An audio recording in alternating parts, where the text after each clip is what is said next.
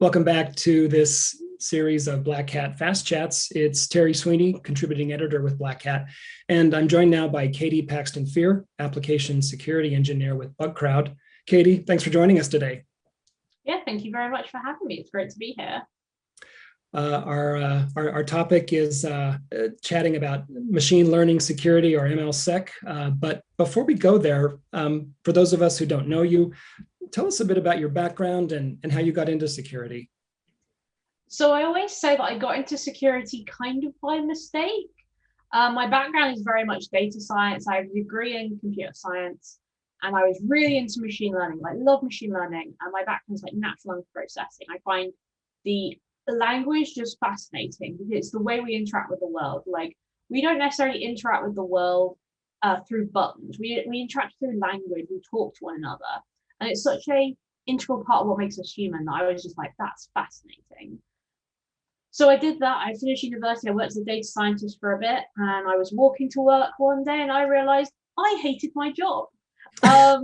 So I quit and I went to do a PhD. Unfortunately, academic entries are like in September, and I had this realization on lunch break in October, so I was a bit late. So there was only like 2 PhDs for me to choose from, and one was in security and the other one was not really what I wanted to do. So I was like, well, guess I'm going to get into security. So I did my PhD for a bit, and I realized I really loved hacking. Like, I found hacking really, really interesting. And I never intended to kind of get here, but that kind of like sparked this like integral love of breaking things. And with that, I kind of then mixed it with things like data science and my background there. And I was like, yeah, this is something I want to do. This is like combining, the power of statistical analysis with the fun of breaking stuff. So that's kind of how I got into security. Okay, so I'm curious with your background in machine learning and communication and how the world works. Are machines starting to talk more like people, or is the reverse happening? Where's the line moving? I think people think that machines are a lot more clever than they actually are. A lot of the time, we kind of think about machines as being like these super sophisticated robots that can do anything. But actually, a lot of it is like smoke and mirrors. And just instead of, machines that are super clever, really smart rules. A lot of people don't realize that actually some of the best ways we understand language is not through machine learning, but through rules about how things like grammar works. So I'd say, I don't think machines are able to talk more like humans, though certainly there have been some really exciting developments that are getting there. But no, quite a lot of it is just if statements and code. You mentioned your PhD a few minutes ago. I'm curious a bit about the subject and the topic of your thesis, but also some of the maybe surprises or discoveries or just unexpected results that emerged from your data. Can you tell us a bit about that? Yeah, so my PhD is understanding insider threats using natural language processing. So traditionally, the way we kind of not necessarily detect, but manage the risk of insider threat is really through things like anomaly detection, looking at behavior. And that's like behavior on a computer system. What files are you opening? What's inside those files? Are you copying and pasting?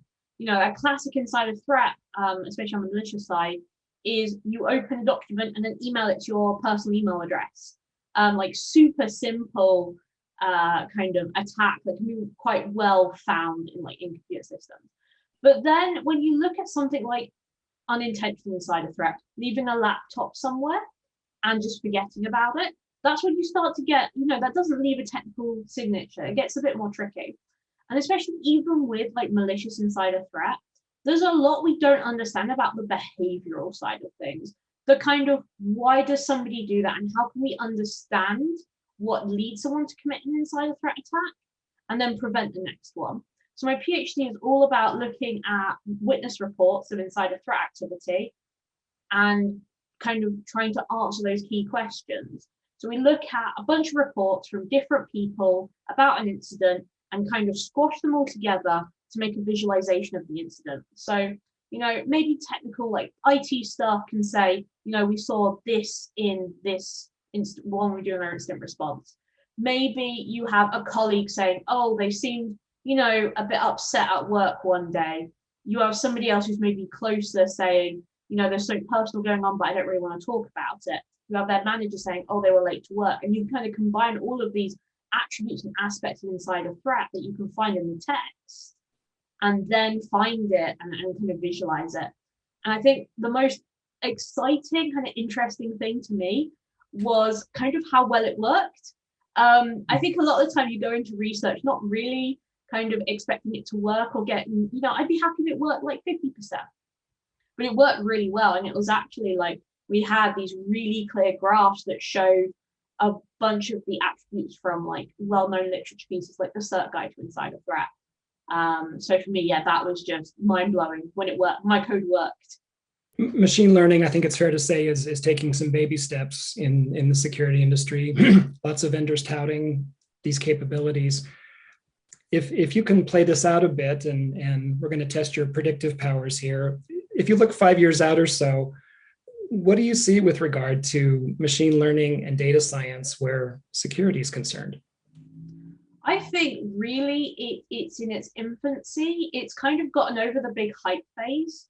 Like we're not seeing kind of, necessarily that much more like activity happening. We're seeing it really mature a bit more. And I think there's two kind of threads there. There's first, how we use machine learning in security. And the second, and I think the really interesting one, is how we use, how we test for security machine learning. Because we've been using Google Translate for years. People use Google image recognition. There's self-driving cars. One of the best ways we know to audit software is to get somebody in and do a penetration test. Well, how do you do a penetration test of AI, of machine learning? What does that look like? What do security issues look like on machine learning? I think that's going to be really the key question of the next 5 years, is how we actually test these, and how we can really like develop that kind of maturity aspect, especially as I think machine learning as a whole is getting into very much in its mature stage. And also with bringing in data science and statistics and all that side of things, I think it's just going to make security like insights that much more visible and that much more real. I think a lot of time we don't necessarily see insights like super well, but I think that's definitely something we're going to see, especially as we see machine learning kind of mature over the next few years. Maybe because of all the utopian science fiction of the future that has machines and computers doing everything for us, and we get to be layabouts, apparently. There's both concern and fear about machine learning and the role of humans in the workforce and in other spheres of life. What do you see as the role of humans with machine learning growing at the pace it's growing? That's a really, really good question. And I think it's a really difficult one to answer, because I think people have, concerns about, losing their jobs, concerns that they don't necessarily have the ability to reskill into the workforce. I think especially with COVID, now we're seeing a lot more things like unemployment. And that's definitely a wider societal issue that really needs to be discussed at kind of a governmental level. But I really think, in kind of talking about more about machines, I think we really want to support the people already doing their jobs. I think too much we focus on replacing them. Like, this algorithm will replace you, instead of saying this algorithm will try and cut down that noise for you. This algorithm is going to, help you manage your work time. This algorithm is going to help you. And I think that ends up creating quite a lot of distrust between people and systems that, we see it all the time in security. When people have a negative attitude towards security because they've been they've had phishing happen, they end up with this kind of negative opinion of the security. They're just trying to trick me. They end up being less likely to report security issues because they don't feel listened to and they don't really trust security. And I think we're seeing that with machine learning algorithms as well. We're not seeing them support the humans. We're really seeing them trying to replace them. And that's something that I was really aware of when I did my PhD and kind of the publications I'm doing after them, is, we really want to, support the people who are already experts, who already know what they're doing, not necessarily to supplant them, not to replace them, not to promise them everything, but say, hey, here's something that might help. It's fascinating stuff, Katie. Thanks so much for joining us today and imparting an interesting perspective on a hot topic, machine learning. Yeah, thank you very much for having me. It's been really fun. Love machine learning. I think, the future is so bright for machine learning and security. It's very much a case of, if you want to get involved, please do. If you're a data scientist, if you're a security engineer, you can totally learn some of this stuff, learn the statistics, learn the security side, and you can really contribute and make a difference in this field. Thanks, Katie. We've been talking with Katie Paxton-Fear of Bug Crowd. This has been Terry Sweeney for Black Hat. Thanks for joining us today. See you next time.